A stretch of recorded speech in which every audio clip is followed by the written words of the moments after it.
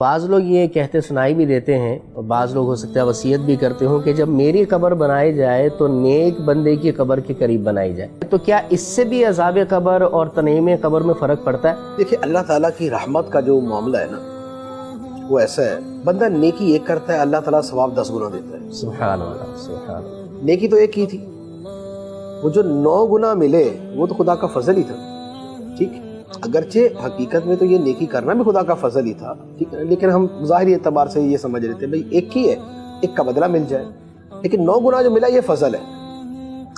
یہ فضل اگر اس بندے پہ ہو سکتا ہے اس کے ساتھ والے پہ بھی ہو سکتا ہے۔ یہ جو ہے یہ یوں کہہ لیں کہ یہ قرآن و حدیث سے ثابت ہے۔ جیسے اس کی بہت بڑی مثال دیکھ لیں آپ کہ نبی پاک علیہ الصلوۃ والسلام نے بقیع شریف میں دفن ہونے والوں کے بارے میں فرمایا میں ان سب کی شفاعت کروں گا۔ سبحان اللہ، سبحان اللہ۔ ٹھیک ہے، اب بقیع میں صحابہ بھی ہیں، غیر صحابہ بھی ہیں، یعنی آج بھی کوئی فوت ہوتا ہے اس کی بھی شفاعت سرکار علیہ الصلوۃ والسلام فرمائیں گے۔ اگر وہ شفاعت صرف صحابہ کی تھی تو بقیع کے ساتھ خاص کیوں جہاں بھی کوئی صحابی کا انتقال ہوا، اور اگر وہ غیر صحابی کے لیے ہی ہے تو بھی بقیع کی خصوصیت کیا جو کہیں بھی فوت ہوا۔ بقیع ہی کا کیوں فرمایا؟ اس لیے کہ وہ قدموں میں، سبحان اللہ، سبحان اللہ۔ اس لیے کہ وہ قدموں میں، اس کا مطلب یہ ہوا کہ اس کا ایک اعتبار ہے قرب کا، ایک بات۔ دوسری بات، صدیق اکبر رضی اللہ تعالیٰ عنہ نے وصیت فرمائی کہ میری قبر سرکار دو عالم صلی اللہ تعالیٰ علیہ وسلم کے قرب میں بنانا۔ سبحان اللہ، سبحان اللہ۔ اگر یہ ہونا نہ ہونا برابر ہی تھا تو پھر ایسی تمنا کرنے کی حاجت کیا تھی؟ اور عمر فاروق رضی اللہ تعالیٰ عنہ نے زندگی میں پہلے بار بار حضرت عائشہ سے پوچھا کہ مجھے اجازت ہے کہ آپ میری قبر یہاں بنوا دیں جب آپ زخمی ہوئے تھے، پھر اس کے باوجود اپنے بیٹے سے فرمایا کہ میرے دنیا سے جانے کے بعد دوبارہ پوچھ لینا، کیونکہ ہو سکتا ہے ابھی میں امیر المومنین ہوں، زندہ ہوں، سامنے کا ایک لحاظ ہوتا ہے، مجھے انکار نہیں کیا، میرے جانے کے بعد پھر کیا ارادہ ہے، پھر دوبارہ پوچھ لیں۔ سبحان اللہ، سبحان اللہ۔ تیسرے نمبر پہ سیدنا امام حسن مجتبی رضی اللہ تعالیٰ عنہ، سبحان اللہ۔ آپ کی خواہش تھی کہ آپ کو بھی روضہ اطہر میں دفن کیا جائے سرکار علیہ الصلوۃ والسلام کے ساتھ، سبحان اللہ۔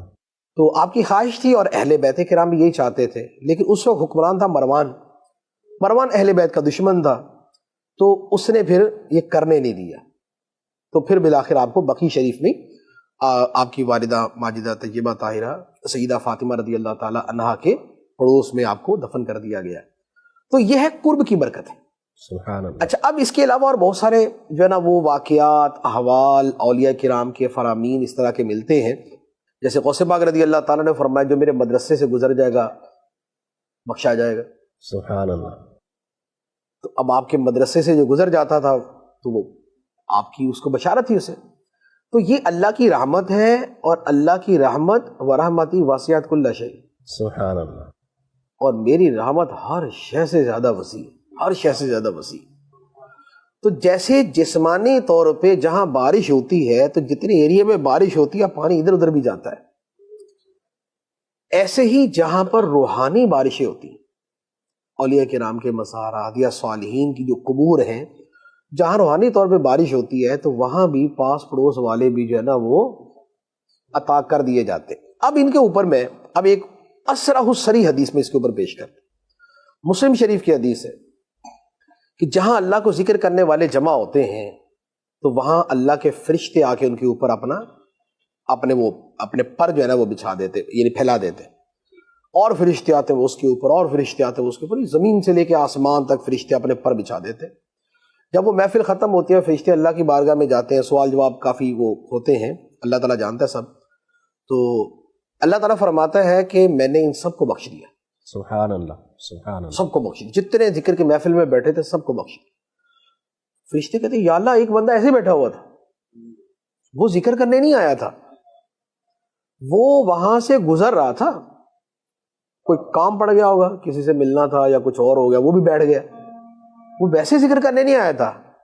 فرمایا کہ یہ قوم وہ ہے، ہم القوم لا یشقی بہم جلیسہم، یہ قوم وہ ہے کہ جن کے قرب میں بیٹھنے والا بھی بدبخت نہیں رہتا، سبحان اللہ۔ اس کی بھی بخشش کر دی۔ تو اب بتائیے کہ یہ نیکوں کے ساتھ جو دنیا میں راہ چلتے گزر رہا تھا، اس نے کہا یار محبوب بھائی سے 10 روپے لے لیتا ہوں، محبوب بھائی تو ذکر کی ضربے مار رہے تھے، وہ ساتھ میں ایسے بیٹھ گئے، کیا بات، وہ بھی بخشا گیا.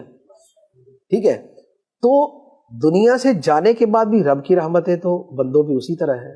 تو لہذا جب کسی نیک بندے کے قرب میں کوئی دفن ہوتا ہے تو پڑوس تو ہو گیا نا جی، اور پڑوسی کے حقوق ہوتے ہیں، اور اللہ والے جیسے یہاں پڑوسیوں کے حقوق کافی ادا کرتے ہیں ایسے ادھر بھی کرم فرمائیں گے. اللہ اللہ، تو لہٰذا وہاں بھی ہوگا کہ بھائی ہم تو دفن کرتے ہوئے کہہ سکتے ہیں کہ ان جو جس نیک بندے کے پاس دفن کیا اسی کو بول سکتے ہیں نا، کہ کیونکہ سنتے تو ہیں، مردے تو سنتے، تبھی تو جا کے السلام علیکم یا اہل القبور کہتے ہیں نا ہر ایک کو، تو سنتے تو ہیں وہ، جا کے ساتھ میں یہ کہہ دیں گے کہ حضرت اب آپ کو اچھا خاصا نیک سمجھتے ہیں اور یہ بندہ آپ کے پڑوس میں چھوڑ کے جا رہے ہیں، تو اب ذرا پڑوس کا لحاظ کیجیے گا.